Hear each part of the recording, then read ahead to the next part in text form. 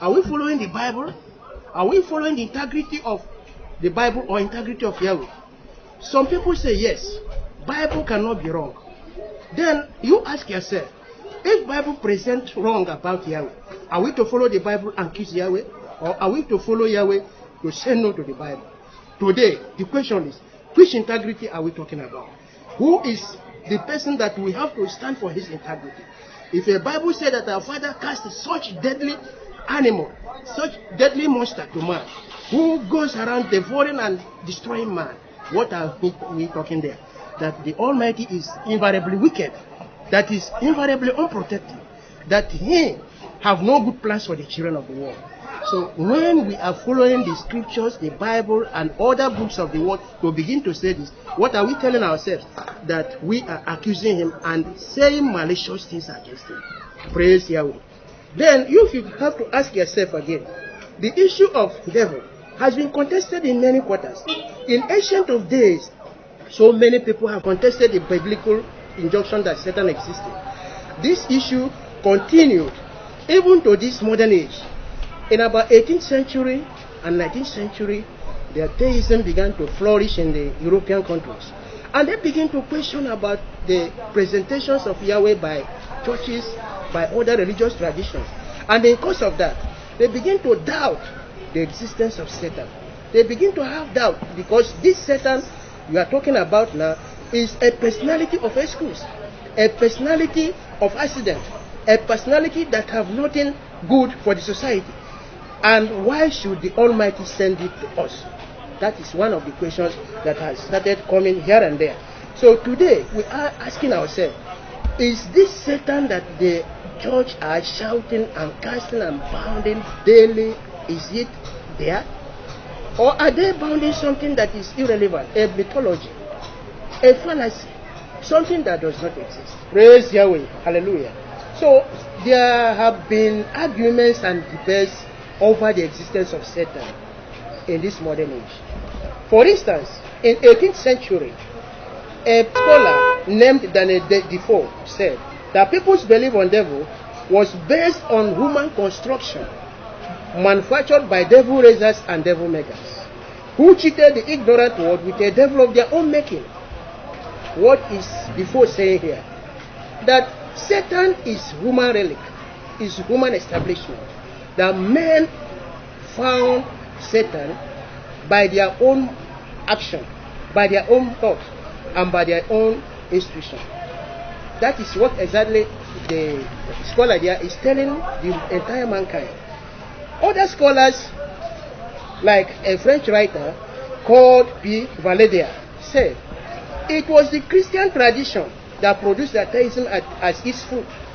It led to the murder of Yahweh in the consciences of men, because he presented them with unbelievable accounts of Yahweh. What are we saying here? So many accounts that are found in the scriptures are unbelievable. Under a normal reasoning, you find them to be impossible or unsuitable to mankind. It is not possible that the Almighty Creator, in his position as the grand creator of the universe, can be so wicked to send a monster and deadly spirit and its agency into the earth to begin to devour and punish men. That is not possible. These are reasons of this argument, and this argument have come to a point. Let us take about another author called Don Lewis.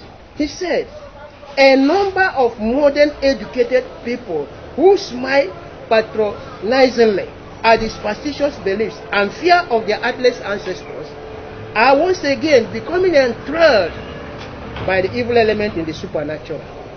He presented this in his work called Religious Superstitions Through the Ages. What is he talking here?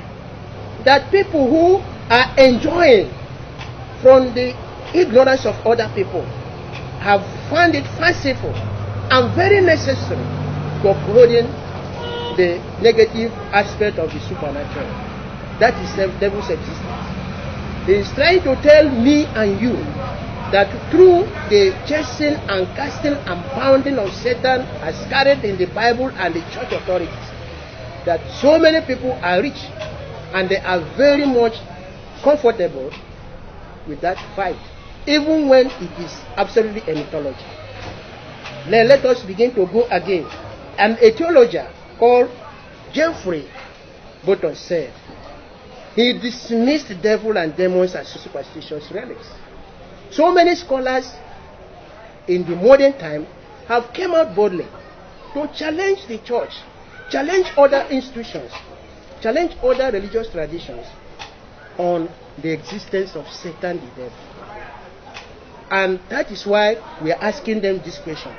From the Bible, which is the greatest book, widest circulated book on earth, who carried out this information, has many things to explain to man, to prove the authenticity of that account.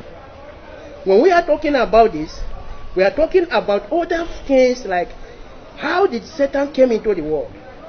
It was casted down. How did it started operating amongst the earth? It is now said that a forbidden fruit was set in the middle of Garden of Eden. And in that fruit is a fruit called the fruit of knowledge of good and bad. And the law was given to the first parents of this earth, Adam and Eve. We call them Adam and Shower. That if they eventually take of that fruit and eat, that they will certainly die. That is how this evil, according to the Bible, became a part of the worldly system. And we begin to ask ourselves today, why did Yahweh, according to them, cast down Satan? For what purpose? Can't he chain him there upstairs? Or can't he send him and his messengers into other planets? Why should he send them into a community that is inhabited by weaker vessels that are unable to fight headlong with the Satan and women? How can they? And begin to ask again, is Satan downfall caused by man or by the earthlings? Why should it be that as Satan came down, he began to afflict man, and there was no protection? The only instruction that if man cannot conquer Satan, that man should be dropped into an unquenchable hellfire. What a story, a horrible story is that. How can Yahweh, who created man, Father of love and kindness, Father of mercy, shall be so allow an unwarranted and unprecedented attack from enemies, and instead of him to protect his children, he is now preparing a place where his children shall be suffered and punished along with his rebel. Even human beings cannot do so. Can a single man, even the man, the pastor and bishop, the imams, the rabbis that are going about preaching about this Satan, should ask themselves this question: can they do so by themselves? Can they of such character? Can they be of such character? Can they act in that same way that a man whose enemy took over his children, instead of fighting to release his children, is boasting that at the time that the children shall be taken over and be handed to the enemy, who among us can hand our property to our enemy? Will you not fight and make sure that the enemy cannot take any property that belongs to us? Can Yahweh cast his enemy to earth? Can farmer cast a lion into a sheepfold? Can men cast a robber into his children? Can Yahweh lay curse on us? These are questions that we are keep asking them, because this thing cannot happen. It is boiling down that what we see as Satan today, that are being chased in all the streets, in all the cities, in all communities, in all natives, chasing and fighting against it, is a war against illusion, a war against mirage, a war that has no is baseless, because we are fighting against something that is not there. The more we are fighting against all these things, the more we are chasing this Satan, the more we are fighting with our night vigils, with our crusades, our retreat, our so-called church and religious activities, that we are chasing the Satan, the more evil are on increase.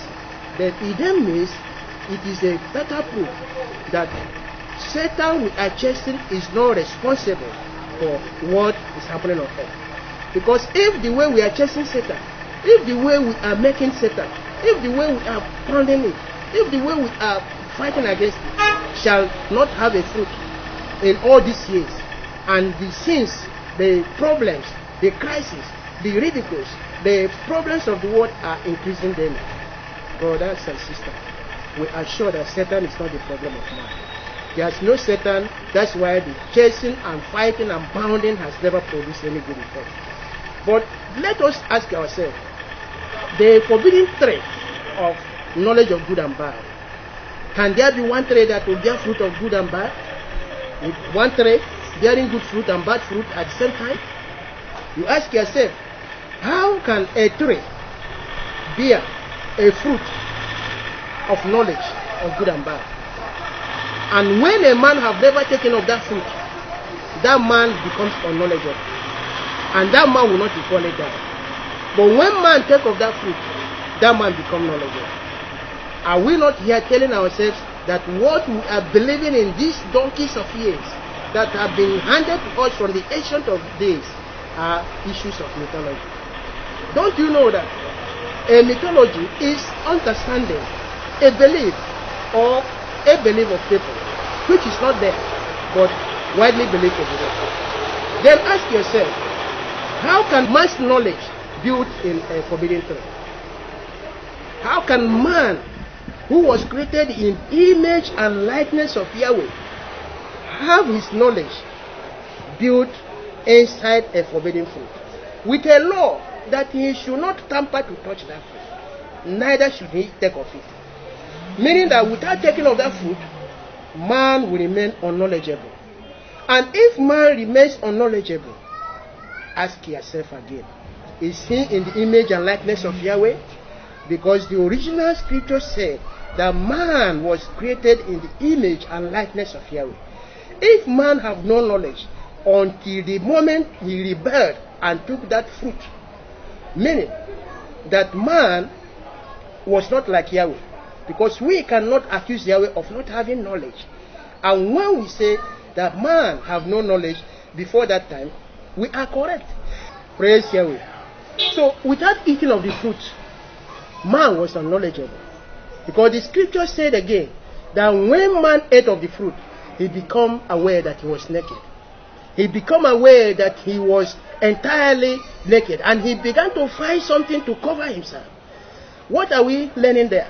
That man was unknowledgeable at that proper time, particular point of time, when he have never taken the fruit.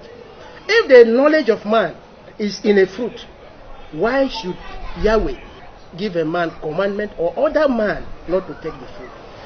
Is knowledge an evil thing for man? Can man exist without knowledge? You begin to ask yourself that question. You now ask, how can man know the law of forbidden fruit if he have no knowledge? How can man keep the law when he have no knowledge? Like a newborn baby of today, a child that is born newly, he does not know anything. How can you go to him and give him law to keep? Can you tell him, do not dip your hand into this fire, while you know he have no knowledge? Which knowledge will he hear what you are talking about? And with which knowledge can he know that you have given him law? And by which knowledge can he use to resist the law? Okay, you said that man was created in the image and likeness of Yahweh and was given the authority to reproduce and replenish the earth and rule and dominate the earth, both the fowls in the earth and both the animals on the earth and the fishes in the river. Good. If man have such authority, that power given to him, and his knowledge is now built inside a fruit, a forbidden fruit, how can he be of such good? How can a man whose knowledge is not in him be able to replenish the earth? How can he rule the earth? How can he resist temptation? How can he know when he's tempted? Take the state of Adam and Eve when they have never taken the fruit to a stage of a newborn baby. A state of a newborn baby cannot know the law and can never observe the law and can never follow up the law and can never do anything with that state of mind. So when the fruit was taken, the Bible said, they become knowledgeable. They were not able to identify that they were naked, and they began to find something to cover their nakedness. They began to identify themselves as men, and that provoked the Almighty Creator according to the Bible, not according to the Holy Scriptures. Because Holy Scriptures say that this issue of Satan is a complete relic, created, manufactured by the scribes and Pharisees, that they are not part of the original information or revelations of Yahweh. What the Bible did there is to put into place a tradition and cultural belief of the ancient people of the Europeans, and molded them with the revelations of Yahweh that Yahweh gave to his people. Today we are asking that question. If man is to rule the world, why should Yahweh forbid him from eating the fruit of knowledge? That knowledge is knowledge of good and bad. And when the fruit was not eaten, man did not know the good and bad. He did not know his left from his right.